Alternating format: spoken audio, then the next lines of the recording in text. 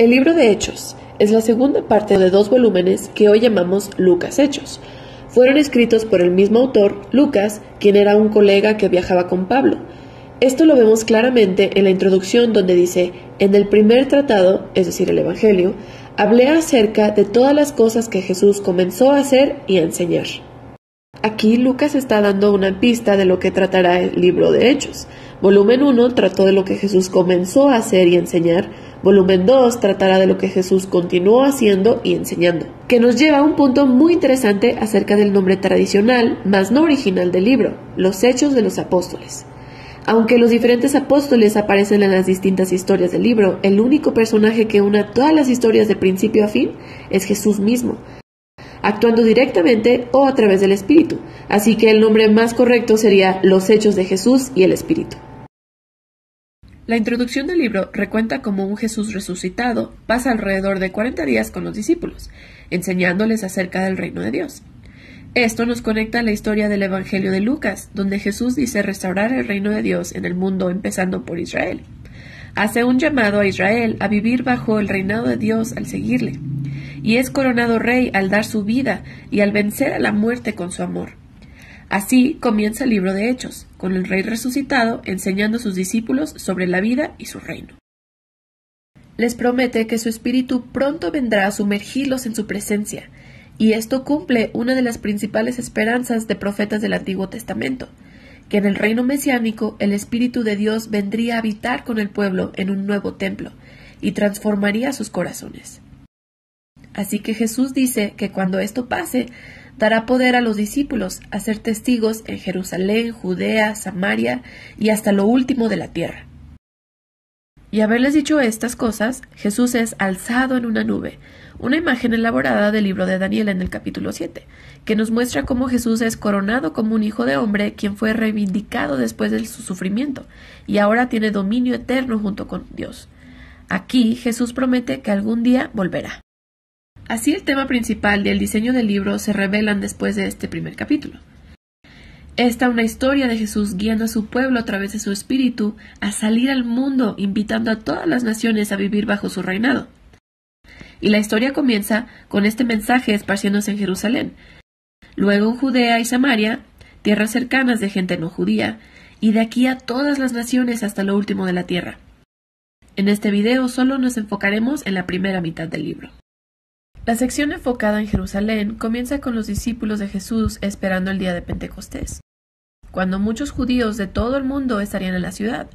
El Espíritu Santo descendió a los discípulos como un viento recio, y algo como fuego aparece sobre sus cabezas, y juntos comienzan a contar historias de los grandes hechos de Dios. Todo esto en idiomas que ellos no conocían, pero la multitud que los rodeaba entendía perfectamente. Ahora, para ver lo que Lucas está enfatizando en esta historia, es crucial entender las raíces del Antiguo Testamento de donde provienen estas imágenes. Primero, vemos viento y fuego, que son una alusión directa a la presencia poderosa de Dios, como fuego llenando el tabernáculo y el templo. También es conectado a las promesas proféticas que Dios habitaría a través de su espíritu en el templo en el reino mesiánico. Aquí en Hechos, esta poderosa presencia de Dios viene a habitar no en un edificio, sino en su gente.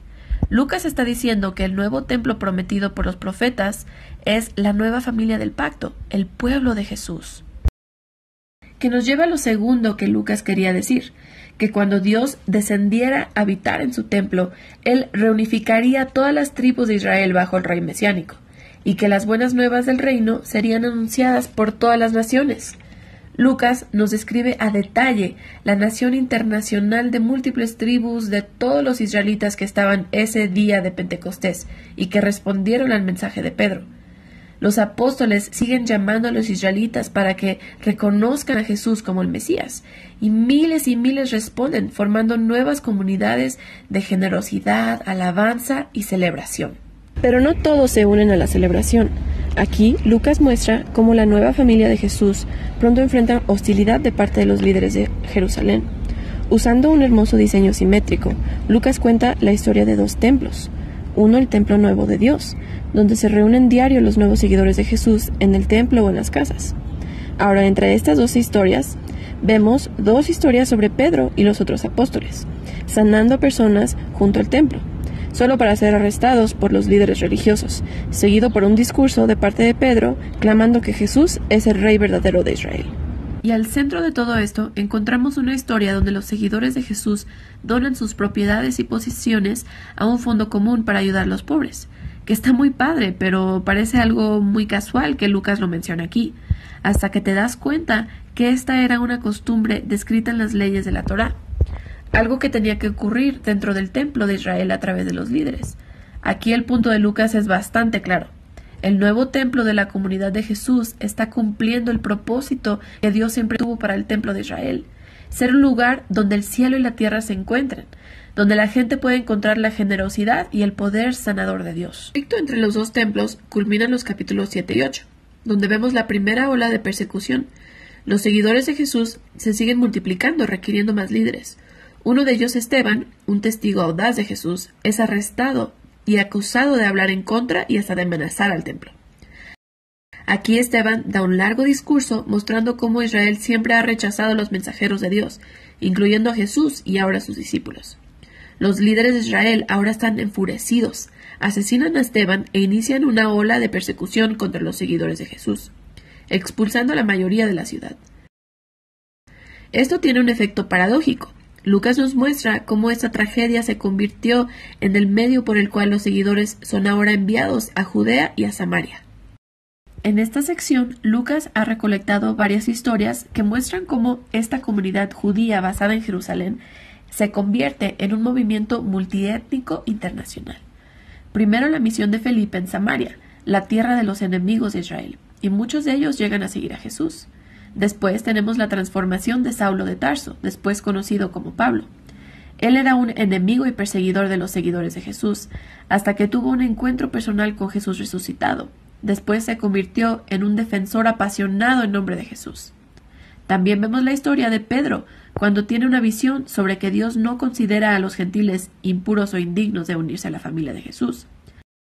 Pedro es dirigido por el Espíritu a la casa de un soldado romano lleno de gentiles, y todos responden a las buenas nuevas de Jesús. De hecho, el Espíritu desciende de forma poderosa con ellos, al igual que con los judíos que vimos en el capítulo 2. Todos estos temas se unen en la fundación de la iglesia en Antioquía, la ciudad cosmopolita más grande de esa región del Imperio Romano. Lucas aquí nos dice de Bernabé, un líder judío de la iglesia de Jerusalén, que junto con Pablo fueron a dirigir esta comunidad. Así que se convirtió en la primera gran iglesia multiétnica en la historia. También fue aquí donde los seguidores de Jesús fueron llamados cristianos por primera vez. Y es de aquí que se enviaron los primeros misioneros internacionales.